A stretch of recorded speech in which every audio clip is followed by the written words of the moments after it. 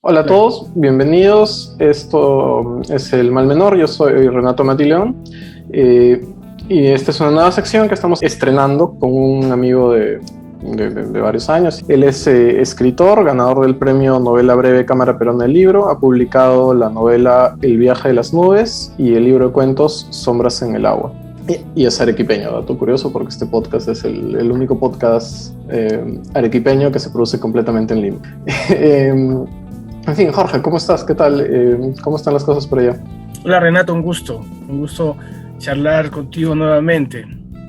Bueno, en Arequipa las cosas, ya sabes, estamos la ciudad está aislada, la pandemia en crecida, y la situación política nunca deja de ser crítica. Justo empiezan ustedes el lunes, bueno, el día que se va a lanzar esto, el lunes, el cerco epidemiológico, ¿no? Se cierra la ciudad por aire, por tierra, como en Los Simpsons, ¿no? Que les ponen un domo. Sí, esa es la idea. ¿Y cómo está el ánimo por allá? ¿Debe estar un poco tensa la gente, me imagino? ¿O todo sigue...?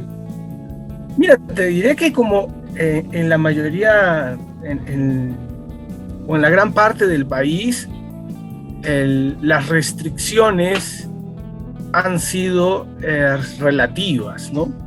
Siempre han sido restricciones en teoría. Yeah. Ha habido en todo caso un respeto no total, ¿no? Moderado. Bueno, ahora sí se entiende que no va a haber transporte, ¿no? Pero después siempre hay carros circulando, gente circulando, ¿no? Ahora, yo, antes de entrar un poco ya a la actualidad más actual, digamos, valga la redundancia, me acuerdo de los primeros tiempos cuando recién llegó el virus y la gente sabía muy poco, había esta especie de tensión contenida, y me acordaba mucho de tu novela justamente, y de la novela, de cuando habíamos hablado de la novela, porque tú mencionabas que en Arequipa se vivió un poco eso en la época del terrorismo, ¿no? Que no pasaba nada muy espectacular, pero había esta tensión de que en cualquier momento puede pasar algo, ¿no? Y acá también, por ejemplo, en Lima no había la idea esta de que en cualquier ratito iban a empezar los saqueos, ¿no? Cuando la cuarentena estaba más estricta, o uno mismo no salía a la calle y se sentía como en peligro, ¿no? ¿Ves alguna relación? Sí, por supuesto. Permanentemente en estos últimos tiempos hemos estado en esa situación. Qué bueno que tú recuerdes la novela. Yo recuerdo un cuento de Gabriel García Márquez: algo muy grave va a suceder en este pueblo. Que es a partir de un sueño que una señora tiene y que lo comenta, pero se hace extensivo. Justo sucede una circunstancia que se remite al sueño y entra una paranoia generalizada. Finalmente, toda la población termina abandonando el pueblo, ¿no? E incendiando el pueblo. Me parece que hay una situación semejante en el país actualmente, ¿no? Una especie Desde el fantasma del comunismo hasta el fantasma de la guerra de las razas. Todo eso se ha conglomerado en esta situación política tan particular, ¿no? Yo creo que va a quedar en la historia. No es un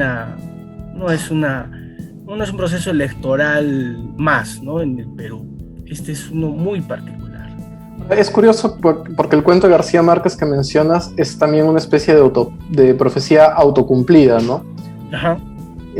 ¿Tú crees que nos está pasando un poco eso? Que Ponte Castillo no se ha moderado por lo mucho que se lo ha acusado de comunista, o que la derecha de Keiko está actuando como está actuando por lo mucho que se los viene acusando de fascistas desde la primera vuelta, digamos que eso los ha envalentonado en ambos casos? A mí me parece que no hemos abandonado el pueblo todavía y no lo hemos incendiado, pero estamos a poco de eso, ¿no? Sí me parece que la paranoia generalizada ha sido principalmente con el fantasma del comunismo, ¿no? O sea, a mí, la verdad, te diré, Pedro Castillo no lo conozco mucho.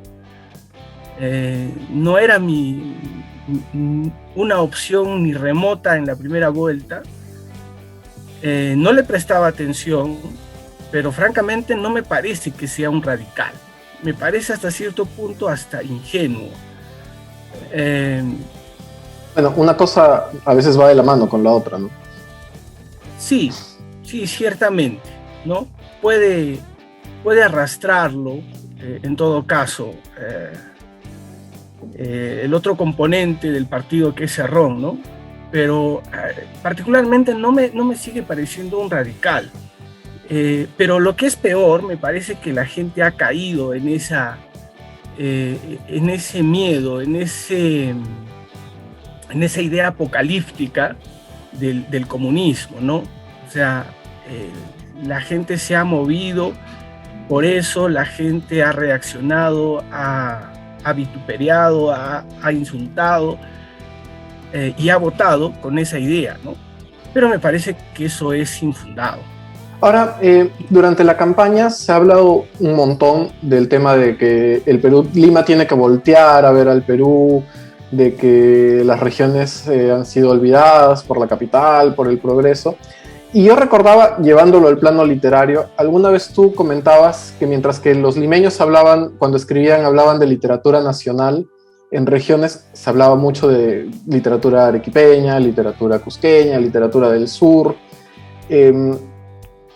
Y yo creo que eso en el plano político también se refleja, ¿no? O sea, Lima se siente el Perú y las regiones sienten que no pertenecen, ¿no? Sí, ese ha sido un punto central en esta coyuntura. Yo creo que ha sido también el momento de las obviedades reveladoras, ¿no? Una de esas obviedades reveladoras es: Lima no es el Perú. Pero muy significativa. O sea, es una obviedad, ciertamente, pero es muy significativa y muy reveladora eso en estas circunstancias. Que Castillo, en un palco, con aires de popularidad, diga: el voto del Miraflorino, del de la Molina, tiene el mismo peso cívico que cualquier campesino del Perú. Eso es otra obviedad también reveladora de mucho. Claro, y la gente lo aplaudía como si estuviera revelando una verdad. Sí, era casi la fundación del Perú otra vez, eso, ¿no? Entonces, simbólicamente me parece que son obviedades que tienen mucho peso y mucha significación en esta coyuntura. ¿Y eso no crees que tenga que ver porque mucho tiempo el Perú legal, digamos el Perú del Estado de Derecho, el Perú incluso del progreso económico, ha sido un Perú ficticio? Entonces, digamos, al decir obviedades, en realidad lo que estás es tratando de llevar ese Perú ficticio a la realidad. Sí, bueno, la nación es una comunidad imaginaria, claro, ¿no? Pero digamos, en términos fácticos, la agenda política, la agenda económica, cultural, siempre ha sido la agenda política, cultural, económica de Lima.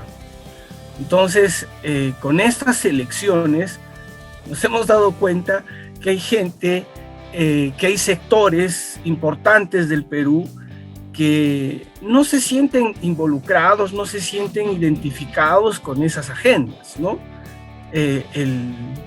El país es otro que deberíamos más bien imaginar mejor. Ahora, cualquiera podría darle la vuelta un poco al argumento y decirte que en realidad las regiones, el sentimiento regional que hay en muchos lugares no aporta a construir un sentimiento nacional, ¿no? Yo preguntaría por qué.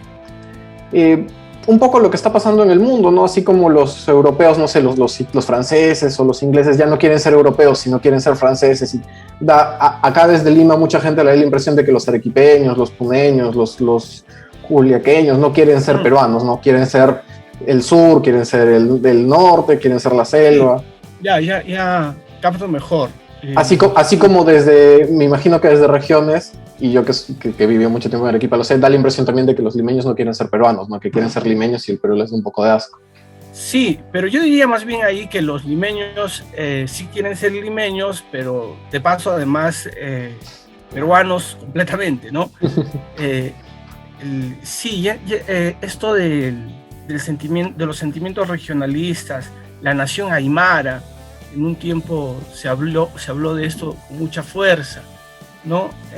Eso tampoco contribuye a un sentimiento de nación peruana, digamos, ¿no? La República Independiente de Arequipa, a nosotros también nos toca eso, ¿no?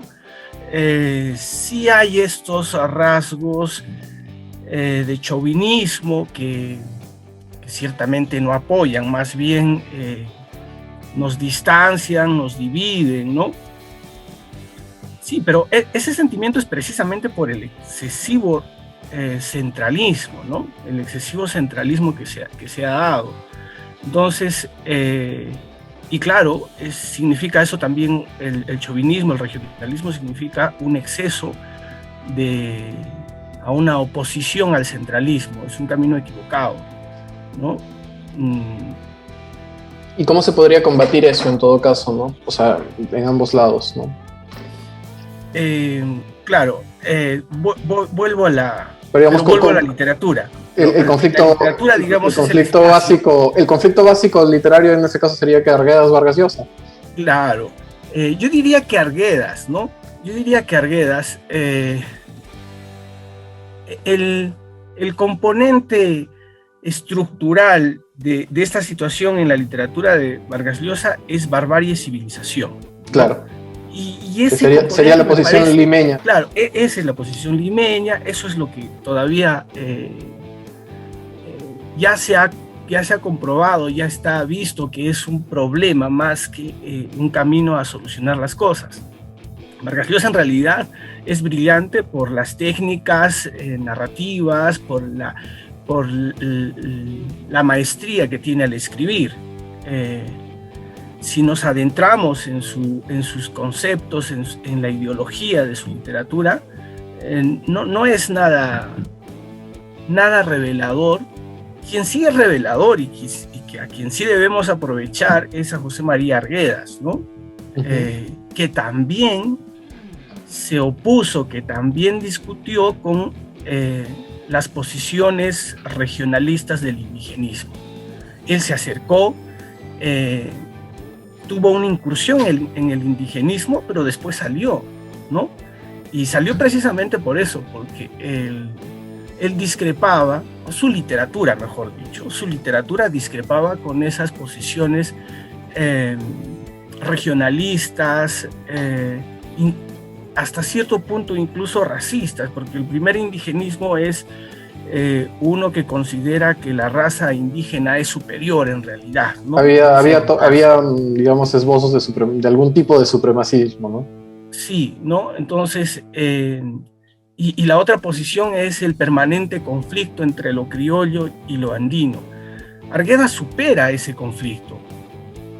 Sí tiene una incursión en plantear en su literatura ese conflicto de abuso, de explotación, pero no se queda ahí, supera al punto de decir: yo soy un quechua moderno, un quechua que con orgullo habla en cristiano y en quechua, que manifiesta y expresa los valores de la cultura andina, pero al mismo tiempo abraza los valores de la cultura criolla. Este Vargas Llosa que critica a Arguedas por decir que rechaza, digamos, la sociedad industrial, la cultura urbana y estas cosas, no es un Arguedas real, o sí. No, la utopía arcaica de Mario Vargas Llosa, yo podría decir que es el peor libro de ensayo que tiene, ¿no?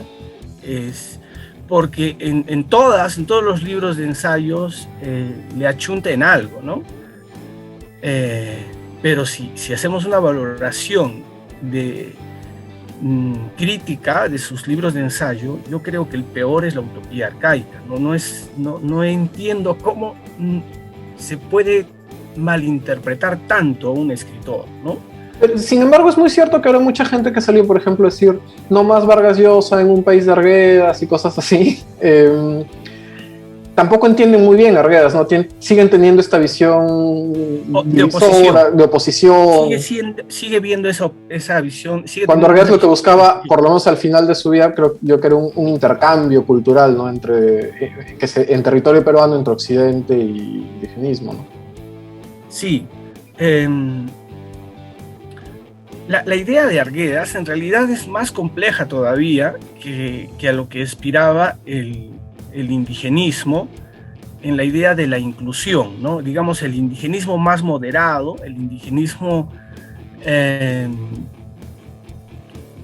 más conciliador es el que buscaba la inclusión del componente andino, del indígena a la cultura nacional. Arguedas supera eso incluso, porque hay un problema con el asunto de la inclusión. Primero hay que incluir algún espacio que ya está conformado, que ya existe. Segundo, es un espacio cuyo centro es un sujeto criollo. Entonces, a ese espacio se va a incluir al indígena. Claro, porque la idea de inclusión es muy paternalista, ¿no? O sea, yo sí, como centro te incluyo, te traigo. Ese es el problema con el indigenismo, que está concebido en realidad desde la perspectiva criolla, ¿no? Entonces de todas formas era una trampa. Y siempre hay esta idea de incluirlo, hasta ahora pervive esto, ¿no? De incluir al indio, ahora ya no indio, sino ahora hablamos de campesino, de andino, como si fuera el pariente pobre, ¿no? Bien, acércate, ¿no? También resulta que eres peruano, entonces te voy a acoger. Arguedas da una visión totalmente distinta, ¿no? La cultura andina es valiosa en sí misma. O sea, tiene cosas para enseñar, para aportar a la cultura criolla. Pero al mismo tiempo que plantea hacia la cultura andina, está dialogando con la cultura criolla en un sentido horizontal, de tú a tú, ¿no? Y al mismo tiempo acepta y valora la cultura criolla. Digamos, y ese es el punto con el que los propios indigenistas ya no transaron, ¿no? Entonces, la misma obra de Arguedas ya no transa con el indigenismo ahí, y es ahí donde se produce esta separación. Pero es un giro fundamental. Yo diría que a nivel simbólico es el giro más importante que hay en la cultura para comprendernos, para aceptarnos, ¿no? Ahora, pero ese es un camino intelectual que le tomó a Arguedas varios años, ¿no? Y imagino que un ejercicio de reflexión importante. ¿Tú sientes que las regiones están en ese punto o todavía falta bastante para llegar ahí? No, claro que no. Falta bastante para llegar ahí, ¿no? De hecho, las izquierdas radicales incluso viven de eso, ¿no? De azuzar. Sí, y suelen tomar como caballito de batalla a José María Arguedas. Uh-huh. Y parece que no han leído Arguedas, ¿no? O sea, si comprendieran, o sea, el giro de Arguedas, probablemente lo rechazarían, ¿no? Pero se ha convertido Arguedas ya en un ícono, ¿no? De la cultura andina. Se sigue asociándolo como un indigenista cuando no es en realidad ya la obra principal de Arguedas desde los ríos profundos, ya no es indigenista, se lo sigue asociando. Yo recuerdo que en el colegio Arguedas te lo enseñan como parte, o sea, bueno, yo salí del colegio hace unos cuantos años, pero a mí me lo enseñaron como parte del indigenismo, ¿no? Dentro de la literatura peruana. Sí, digamos, ese es como principal exponente, además, ¿no? O sea, sí, se ha convertido en un cliché que más bien favorece a la incomprensión de Arguedas, ¿no? Sí, si seguimos en ese plan nos estamos perdiendo a un autor importante, ¿no? Que a nivel simbólico, de cultura, de comprensión, de aceptación de lo que somos como peruanos, es muy valioso. Bueno, Jorge, y antes de cerrar ya, ahora sí antes de cerrar, porque ya es como la tercera vez que te digo antes de cerrar en la entrevista, una recomendación, que a mí me suena un poco siempre arbitrario eso, recomendarle cosas en público, porque uno nunca sabe a quién se le está recomendando y cuáles pueden ser los gustos de la gente, pero quizá, no sé, algo que has estado leyendo, algo que te llamó la atención últimamente, no sé, algo que te guste, literario o de otro género. Sí, Borges decía, más importante que leer es releer, ¿no? Evocando esa frase, voy a recomendar el libro de Daniel Alarcón, Guerra a la luz de las velas, que es un libro que estoy releyendo y ciertamente uno reafirma las palabras de Borges, porque las relecturas en la mayoría de los casos suele ser una experiencia más gozosa y más intensa siempre, ¿no? Bueno, Daniel Alarcón, de hecho, es un escritor muy interesante en sí mismo. Es un escritor peruano que escribe en inglés. Él, o mejor dicho, su familia se migró a Estados Unidos cuando la guerra de Sendero Luminoso estaba empezando en el Perú. Él es un peruano que no conocía o conocía muy poco el Perú, y sabía que en el tiempo que no ha estado, o una de las razones por las que se han ido su familia allá, era por la violencia política. Así que, convertido en un escritor y a través de una beca, la beca le consistía en darle a él todo pagado para que escriba durante un año un libro, y él podía irse a cualquier parte del mundo. Él elige San Juan del Lurigancho, Lima, Perú, para escribir este libro. El resultado de esto es Guerra a la luz de las velas, ¿no? Es una investigación, a través de una investigación de recolección de información, que escribe el libro ¿no? Que es un libro de cuentos, si no me equivoco. Es un libro de cuentos, que es muy interesante. Las primeras críticas han sido de mala leche, diría, contra Daniel Alarcón, porque lo primero que ha salido es un argumento, a mí me parece deplorable para la crítica, pero si él no ha vivido esto, ¿cómo puede escribir sobre la violencia política si no la ha vivido en carne y hueso? No, pero es un argumento también bien infantil, ¿no? O sea, bien... Sí. Sin embargo, o sea, fue una marca, ¿no? O sea, es más, yo te diría que entre ese argumento, y no sé si recuerdan ahora que estamos en plena Copa América, cuando Silvio Valencia le gritó a Fano, tú no has jugado en esas ligas, no puedes opinar, no hay una gran diferencia, no respeta a la Padula, ¿no? Es lo mismo, no hay una gran diferencia. Sí, semejante. Y por eso decía, es penoso que la crítica peruana esgrima esos argumentos, ¿no?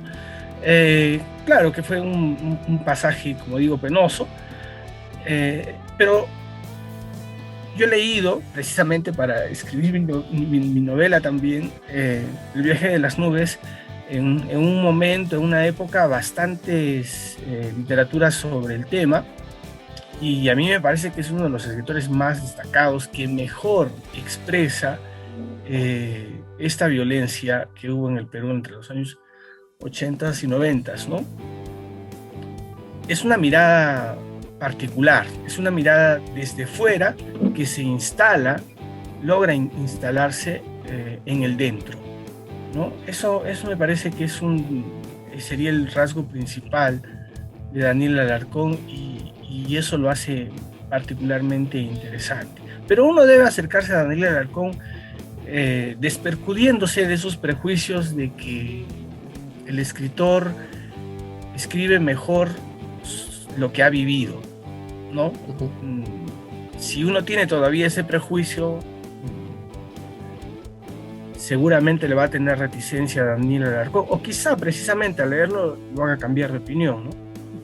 No, porque además en la vida de un escritor lo más importante suele ser lo que ha leído, lo que ha visto, lo que ha consumido, ¿no? Es parte de su vida. Sí, claro. El mismo Daniel dice, no se puede escribir de una forma no nativa, ¿no? O sea, para escribir él es peruano, pero se ha hecho totalmente nativo expresar esa realidad, ¿no? Es un escritor sumamente interesante. En una entrevista le preguntaron si él se sentía más gringo o más peruano. Su respuesta me pareció brillante. Él dice: yo soy 100% gringo y 100% peruano. Bueno, con eso cerramos entonces el programa. Jorge, ha sido en verdad un gusto tenerte acá. Como te digo, como habrás notado, estamos estrenando sección. Espero que estés ya de vuelta algún momento para hablar de temas más estrictamente literarios, ¿no? Que siempre es un poco más divertido y menos deprimente. Sí, sí, muchas gracias a ti, Renato. Siempre es un gusto hablar contigo. Se te extraña por la ciudad, lo sabes. Bueno, pueden encontrarnos en iVoox, en YouTube, en Facebook, en Spotify, en todas las plataformas sabidas y por haber. Suscríbanse, compartan, comenten y bueno, ya saben que está el podcast regular donde Jorge Malpartí y yo hablamos siempre de política. Ha sido todo. Chao, chao.